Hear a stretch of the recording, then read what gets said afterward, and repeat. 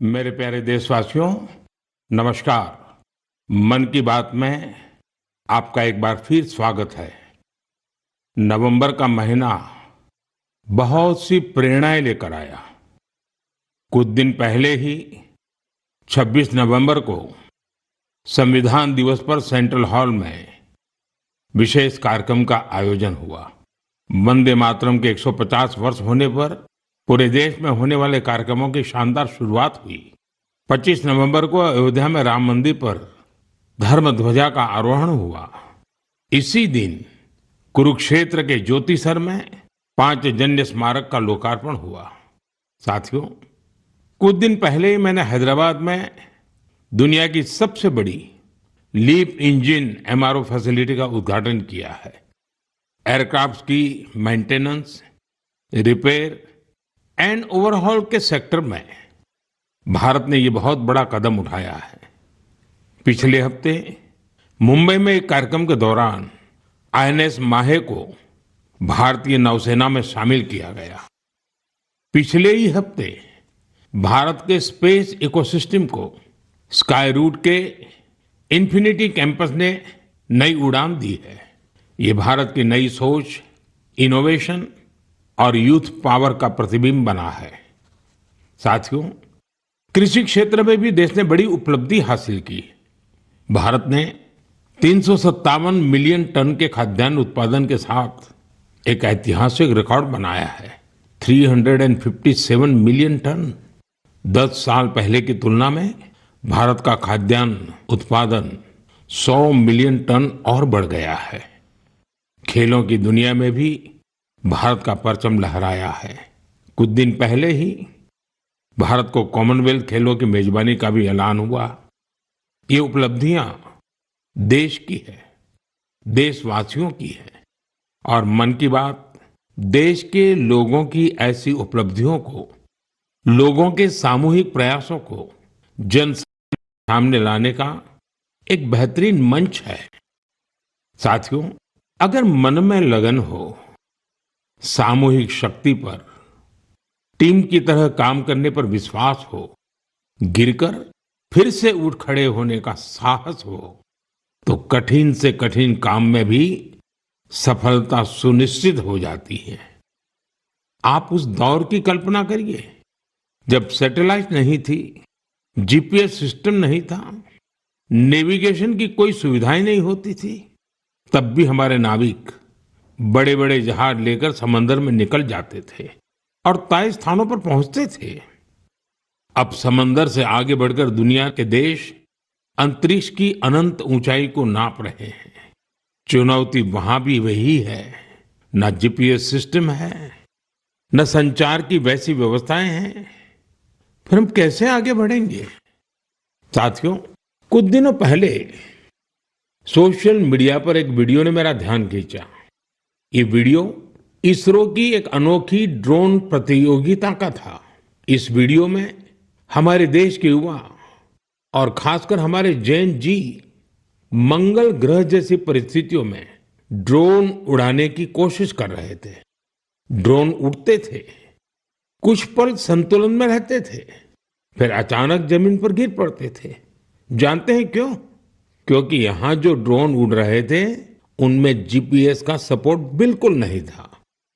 मंगल ग्रह पर जीपीएस संभव नहीं, इसलिए ड्रोन को कोई बाहरी संकेत या गाइडेंस नहीं मिल सकता।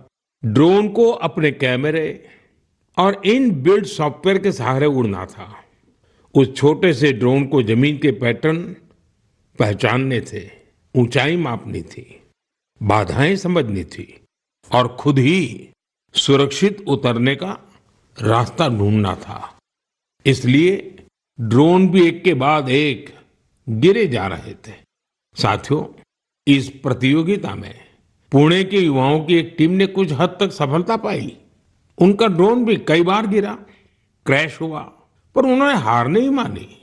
कई बार के प्रयास के बाद इस टीम का ड्रोन मंगल ग्रह की परिस्थिति में कुछ देर उड़ने में कामयाब रहा। साथियों, ये वीडियो देखते हुए मेरे मन में एक और दृश्य उभर आया। वो दिन जब चंद्रयान 2 संपर्क से बाहर हो गया था। उस दिन पूरा देश और खासकर वैज्ञानिक कुछ पल के लिए निराश हुए थे। लेकिन साथियों, असफलता ने उन्हें रोका नहीं। उसी दिन उन्होंने चंद्रयान-3 की सफलता की कहानी लिखनी शुरू कर दी। यही कारण है कि जब चंद्रयान-3 ने सफल लैंडिंग की, तो वो सिर्फ एक मिशन की सफलता नहीं थी, वो तो असफलता से निकलकर बनाए गए विश्वास की सफलता थी। इस वीडियो में जो युवा दिख रहे हैं, उनकी आंखों में मुझे वही चमक दिखाई दी। हर बार जब मैं हमारे युवाओं की लगन और वैज्ञानिकों के समर्पण को देखता हूं, तो मन उत्साह से भर जाता है। युवाओं की यही लगन विकसित भारत की बहुत बड़ी शक्ति है। मेरे प्यारे देशवासियों, आप सभी शहद की मिठास से जरूर परिचित होंगे, लेकिन अक्सर हमें ये नहीं पता चलता इसके पीछे कितने लोगों की मेहनत है, कितनी परंपराएं हैं और प्रकृति के साथ कितना सुंदर तालमेल है। साथियों, जम्मू कश्मीर के पहाड़ी इलाकों में वन तुलसी यानी सुलाई के फूलों से यहाँ की मधुमक्खियां बेहद अनोखा शहद बनाती हैं। ये सफेद रंग का शहद होता है, जिसे रामबन सुलाई हनी कहा जाता है। कुछ वर्षों पहले ही रामबन सुलाई हनी को जीआई टैग मिला है। इसके बाद इस शहद की पहचान पूरे देश में बन रही है। साथियों, दक्षिण कन्नड़ा जिले के पुत्तूर में वहां की वनस्पतियां शहद उत्पादन के लिए उत्कृष्ट मानी जाती हैं। यहाँ ग्रामजन्य नाम की किसान संस्था इस प्राकृतिक उपहार को नई दिशा दे रही है। ग्रामजन्य ने यहाँ एक आधुनिक प्रोसेसिंग यूनिट बनाया। लैब, बॉटलिंग, स्टोरेज और डिजिटल ट्रैकिंग जैसी सुविधाएं जोड़ी गई। अब यही शहद ब्रांडेड उत्पाद बनकर गांवों से शहरों तक पहुंच रहा है। इस प्रयास का लाभ 2,500 से अधिक किसानों को मिला है। साथियों, कर्नाटका के ही तुमकुर जिले में शिवगंगा कालिंजिया नाम की संस्था का प्रयास भी बहुत सराहनीय है।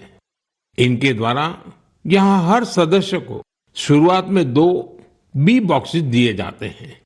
ऐसा करके इस संस्था ने अनेकों किसानों को अपने अभियान से जोड़ दिया है। अब इस संस्था से जुड़े किसान मिलकर शहद निकालते हैं, बेहतरीन पैकेजिंग करते हैं और स्थानीय बाजार तक पहुंचाते हैं। इससे उन्हें लाखों की कमाई भी हो रही है।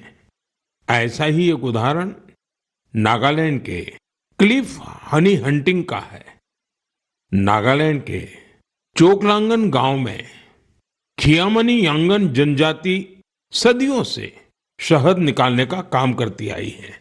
यहाँ मधुमक्खियों पेड़ों पर नहीं, बल्कि ऊंची चट्टानों पर अपने घर बनाती हैं। इसलिए शहद निकालने का काम भी बहुत जोखिम भरा होता है। इसलिए यहाँ के लोग मधुमक्खियों से पहले सौम्यता से बात करते हैं, उनसे अनुमति लेते हैं, उन्हें बताते हैं कि आज वे शहद लेने आए हैं। इसके बाद शहद निकालते हैं। साथियों, आज भारत हनी प्रोडक्शन में नए रिकॉर्ड बना रहा है। 11 साल पहले देश में हनी का उत्पादन 76,000 मैट्रिक टन था। अब ये बढ़कर 1.5 लाख मैट्रिक टन से भी ज्यादा हो गया है। बीते कुछ वर्षों में शहद का एक्सपोर्ट भी 3 गुना से ज्यादा बढ़ गया है। हनी मिशन कार्यक्रम के तहत खादी ग्रामोद्योग ने भी 2.25 लाख से ज्यादा बी बॉक्सेस लोगों में बांटे हैं। इससे हजारों लोगों को रोजगार के नए अवसर मिले हैं। यानी देश के अलग अलग कोनों में शहद की मिठास भी बढ़ रही है और ये मिठास किसानों की आय भी बढ़ा रही है। मेरे प्यारे देशवासियों, हरियाणा के कुरुक्षेत्र में महाभारत का युद्ध हुआ था, ये हम सभी जानते हैं।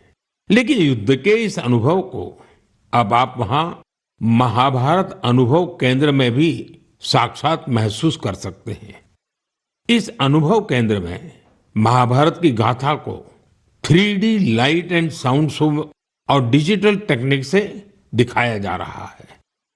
25 नवंबर को जब मैं कुरुक्षेत्र गया था तो इस अनुभव केंद्र के अनुभव ने मुझे आनंद से भर दिया था। साथियों, कुरुक्षेत्र में ब्रह्म सरोवर पर आयोजित अंतर्राष्ट्रीय गीता महोत्सव में शामिल होना भी मेरे लिए बहुत विशेष रहा।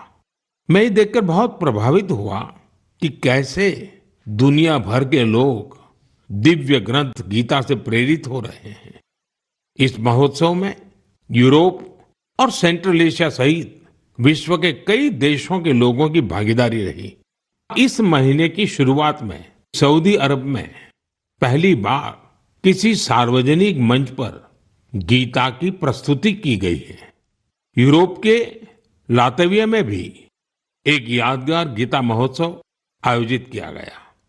इस महोत्सव में लातविया, एस्टोनिया, लिथुआनिया और अल्जीरिया के कलाकारों ने बढ़ चढ़ करके हिस्सा लिया। साथियों, भारत की महान संस्कृति में शांति और करुणा का भाव सर्वोपरि रहा है। आप दूसरे विश्व युद्ध की कल्पना कीजिए, जब चारों ओर विनाश का भयावह माहौल बना हुआ था। ऐसे मुश्किल समय में गुजरात के नवानगर के जाम साहब महाराजा दिग्विजय सिंह जी ने जो महान कार्य किया, वो आज भी हमें प्रेरणा देता है। उस समय जाम साहब किसी सामरिक गठबंधन या युद्ध की रणनीति को लेकर नहीं सोच रहे थे, बल्कि उनकी चिंता ये थी कि कैसे विश्व युद्ध के बीच पोलिश यहूदी बच्चों की रक्षा होगी। उन्होंने गुजरात में तब हजारों बच्चों को शरण देकर उन्हें नया जीवन दिया, जो आज भी एक मिसाल है। कुछ दिन पहले दक्षिणी इजराइल के मोशाव नेवातिम में जाम साहब की प्रतिमा का अनावरण किया गया। यह बहुत ही विशेष सम्मान था। पिछले वर्ष पोलैंड के वार्सो में मुझे जाम साहब के स्मारक पर श्रद्धा सुमन अर्पित करने का सौभाग्य मिला था। मेरे लिए वो क्षण अविस्मरणीय रहेगा। मेरे प्यारे देशवासियों, कुछ दिनों पहले मैं नेचुरल फार्मिंग के एक विशाल सम्मेलन में हिस्सा लेने कोयम्बटूर गया था। दक्षिण भारत में नेचुरल फार्मिंग को लेकर हो रहे प्रयासों को देखकर मैं बहुत प्रभावित हुआ। कितने ही युवा हाईली क्वालिफाइड प्रोफेशनल अब नेचुरल फार्मिंग फील्ड को अपना रहे हैं। मैंने वहां किसानों से बात की, उनसे अनुभव जाने। नेचुरल फार्मिंग भारत की प्राचीन परंपराओं का हिस्सा रही है और हम सभी का कर्तव्य है कि धरती माँ की रक्षा के लिए इसे निरंतर बढ़ावा दें। साथियों, विश्व की सबसे पुरानी भाषा और विश्व के सबसे प्राचीन शहरों में से एक शहर, इन दोनों का संगम हमेशा अद्भुत होता है। मैं बात कर रहा हूं काशी तमिल संगमम की। 2 दिसंबर से काशी के नमो घाट पर चौथा काशी तमिल संगमम शुरू हो रहा है। इस बार के काशी तमिल संगमम की थीम बहुत ही रोचक है। लर्न तमिल, तमिल कर कलम। काशी तमिल संगमम उन सभी लोगों के लिए एक महत्वपूर्ण मंच बन गया है जिन्हें तमिल भाषा से लगाव है। काशी के लोगों से जब भी बात होती है तो वो हमेशा बताते हैं कि काशी तमिल संगमम का हिस्सा बनना उन्हें बहुत अच्छा लगता है। यहाँ उन्हें कुछ नया सीखने और नए नए लोगों से मिलने का अवसर मिलता है। इस बार भी काशीवासी पूरे जोश और उत्साह के साथ तमिलनाडु से आने वाले अपने भाई बहनों का स्वागत करने के लिए बहुत उत्सुक हैं। मेरा आप सभी से आग्रह है कि आप काशी तमिल संगमम का हिस्सा जरूर बने। इसके साथ ही ऐसे और भी मंचों के बारे में सोचें जिनसे एक भारत श्रेष्ठ भारत की भावना मजबूत हो। यहाँ मैं एक बार फिर कहना चाहूंगा, तमिल कलाचारम उयर्वानद, तमिल मोली उयर्वानद, तमिल इंडियाविन पेरुमिदम। मेरे प्यारे देशवासियों, जब भारत के सुरक्षा तंत्र को मजबूती मिलती है तो हर भारतीय को गर्व होता है। पिछले हफ्ते मुंबई में आईएनएस माहे को भारतीय नौसेना में शामिल किया गया। कुछ लोगों के बीच इसके स्वदेशी डिजाइन को लेकर खूब चर्चा रही। वहीं पुडुचेरी और मालाबार कोस्ट के लोग इसके नाम से ही खुश हो गए। दरअसल इसका माहे नाम उस स्थान माहे के नाम पर रखा गया है जिसकी एक समृद्ध ऐतिहासिक विरासत रही है। केरला और तमिलनाडु के कई लोगों ने इस बात पर गौर किया कि इस युद्धपोत का क्रेस्ट, उरुमी और कलारियापट्टू की पारंपरिक लचीली तलवार की तरह दिखाई पड़ता है। ये हम सबके लिए गर्व की बात है कि हमारी नौसेना बहुत ही तेजी से आत्मनिर्भरता की ओर कदम बढ़ा रही है। 4 दिसंबर को हम नौसेना दिवस भी मनाने जा रहे हैं। ये अवसर हमारे सैनिकों के अदम्य साहस और पराक्रम को सम्मान देने का एक खास दिन है। साथियों, जो लोग नेवी से जुड़े टूरिज्म में रुचि रखते हैं, उनके लिए हमारे देश में बहुत सी जगह हैं जहां जाकर उन्हें बहुत कुछ सीखने को मिलेगा। देश के पश्चिमी तट पर गुजरात के सोमनाथ के पास एक जिला है दीव। दीव में आईएनएस खुखरी को समर्पित खुखरी मेमोरियल एंड म्यूजियम है।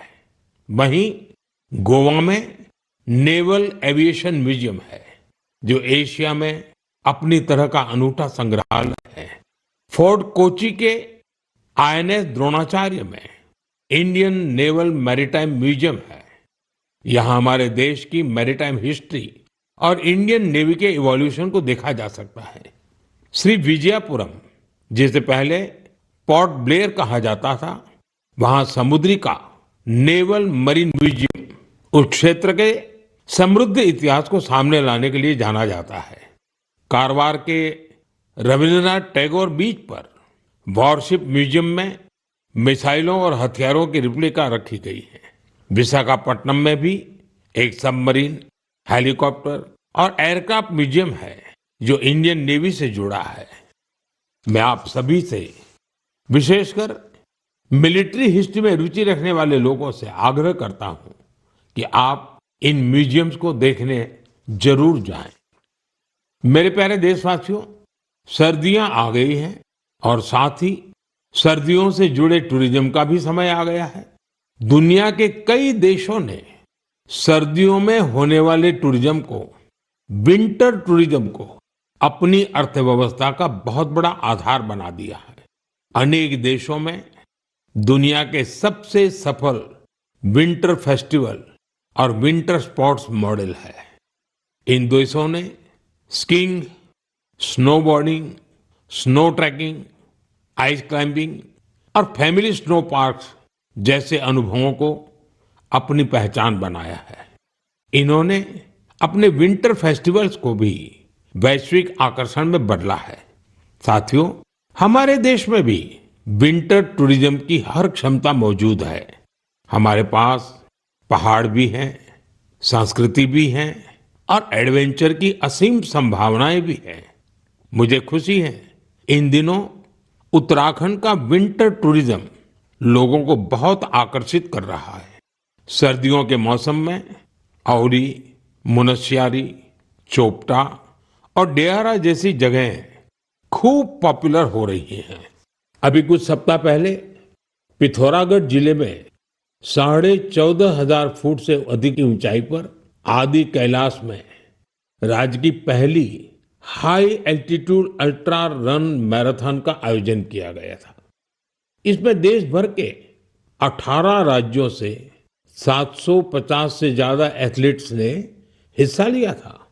60 किलोमीटर लंबी आदि कैलाश परिक्रमा रन का प्रारंभ कड़कड़ाती सर्दी में सुबह 5 बजे हुआ था। इतनी ठंड के बावजूद भी लोगों का उत्साह देखते ही बनता था। आदि कैलाश की यात्रा पर जहां 3 साल पहले तक मात्र 2000 से कम पर्यटक आते थे, अब यह संख्या भी बढ़कर 30,000 से अधिक हो गई है। साथियों, कुछ ही हफ्तों में उत्तराखंड में विंटर गेम्स का आयोजन भी होना है। देश भर के खिलाड़ी, एडवेंचर प्रेमी और खेलों से जुड़े लोग इस आयोजन को लेकर उत्साहित हैं। स्कीइंग हो या स्नोबोर्डिंग, बर्फ पर होने वाले कई खेलों की तैयारियां शुरू हो चुकी हैं।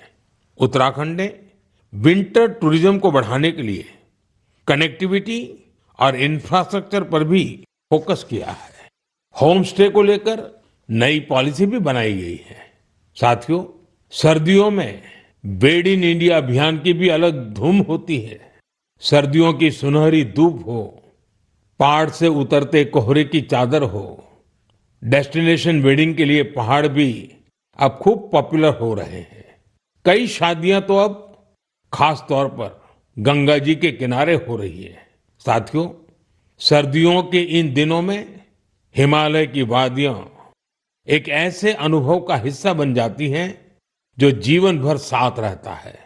अगर आप इस सर्दी में कहीं जाने का विचार कर रहे हैं तो हिमालय की वादियों का विकल्प जरूर रखिएगा। साथियों, कुछ हफ्ते पहले मैं भूटान गया था। ऐसे दौरों में अलग अलग प्रकार के संवाद और चर्चाओं का अवसर मिलता है।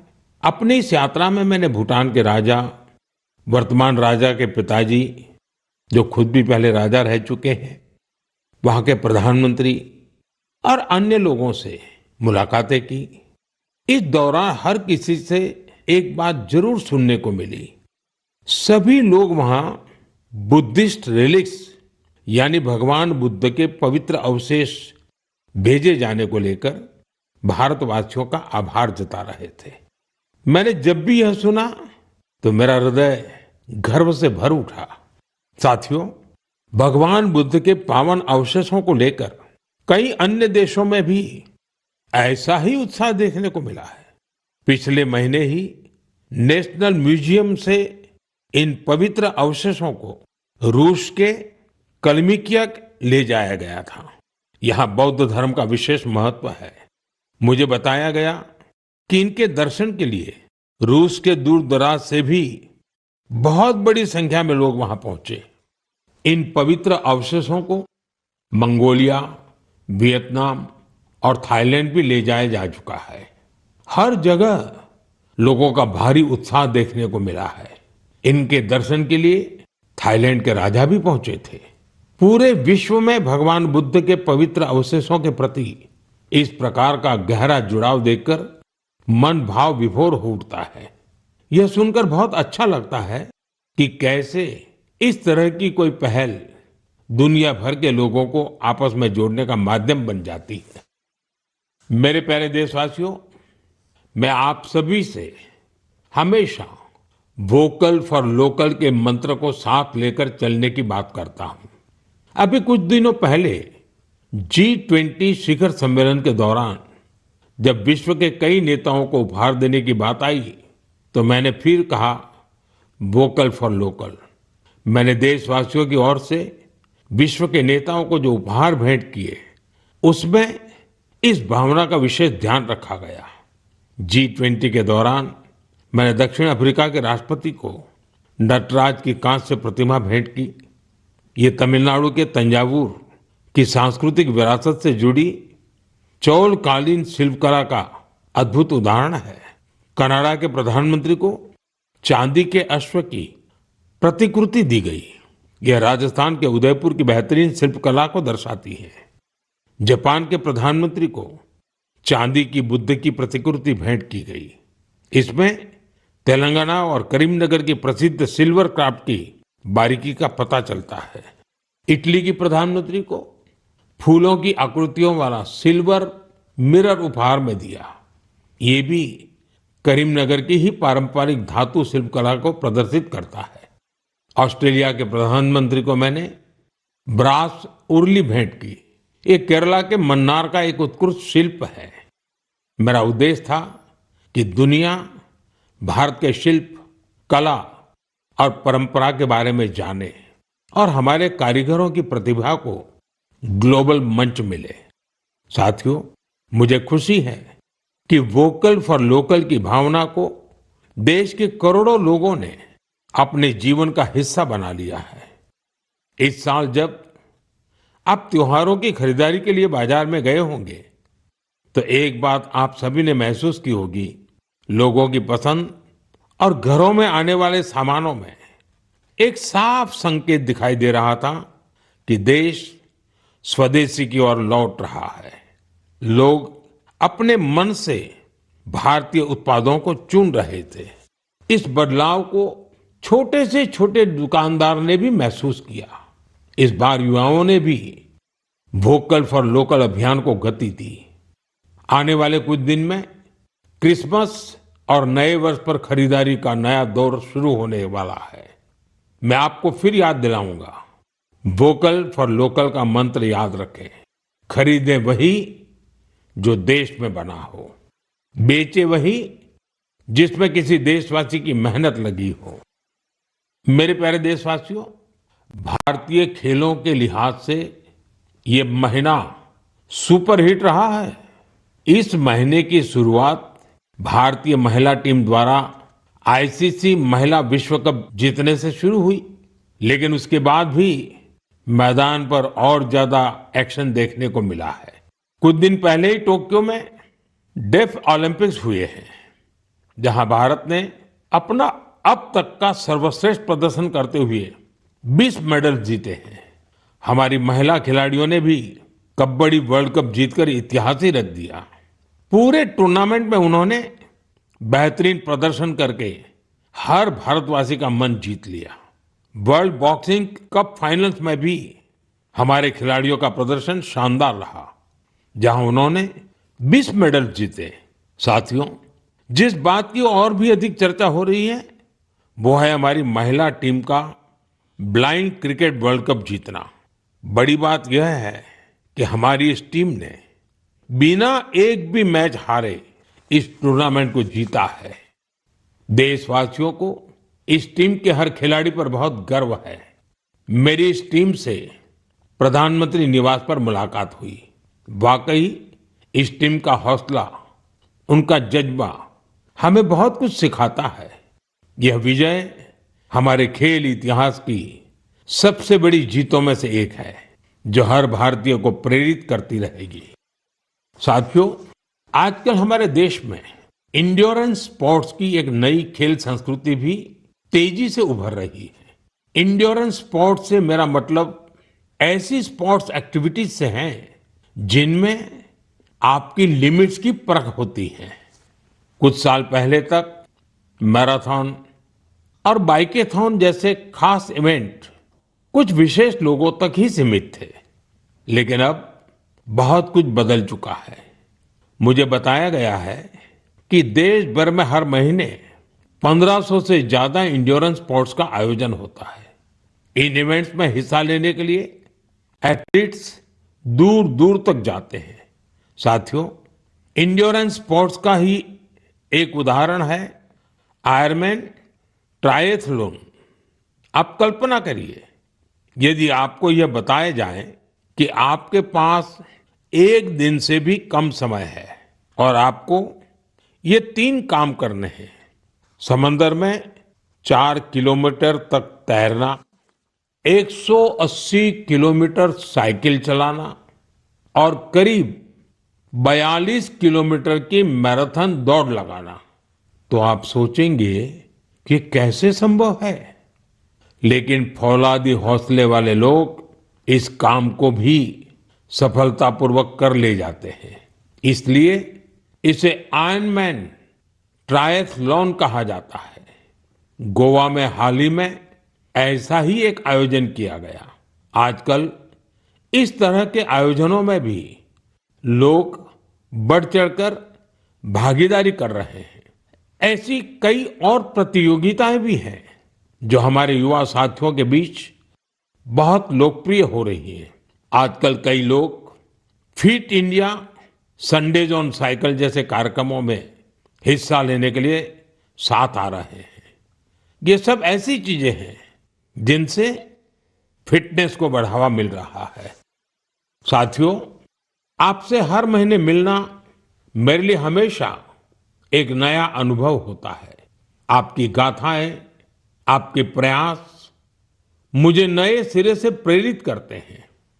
अपने संदेशों में आप जो सुझाव भेजते हैं, जो अनुभव साझा करते हैं, उससे हमें इस कार्यक्रम में भारत की विविधता को समेट लेने की प्रेरणा मिलती है। जब हम अगले महीने मिलेंगे तब 2025 खत्म होने वाला होगा। देश के ज्यादातर हिस्सों में अब ठंड भी तेज होती जाएगी। सर्दियों के मौसम में आप अपना और अपने परिवार का विशेष ध्यान रखें। अगले महीने हम कुछ नए विषयों, नए व्यक्तित्वों की चर्चा जरूर करेंगे। बहुत बहुत धन्यवाद। नमस्कार।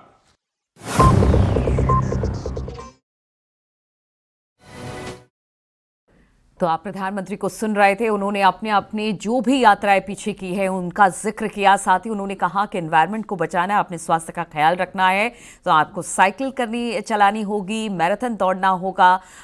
युवाओं को प्रेरित करते हुए उन्होंने इस साल की उपलब्धियां भी जिस तरह से अलग अलग क्षेत्रों में हासिल की तमाम युवाओं ने, उसका जिक्र भी किया। यानी क्रिकेट का भी जिक्र किया यहाँ पर। तो आज मन की बात में प्रधानमंत्री ने अलग अलग देशों के यात्राओं से लेकर अपने जितने भी अनुभव थे सब मन की बात में साझा किए।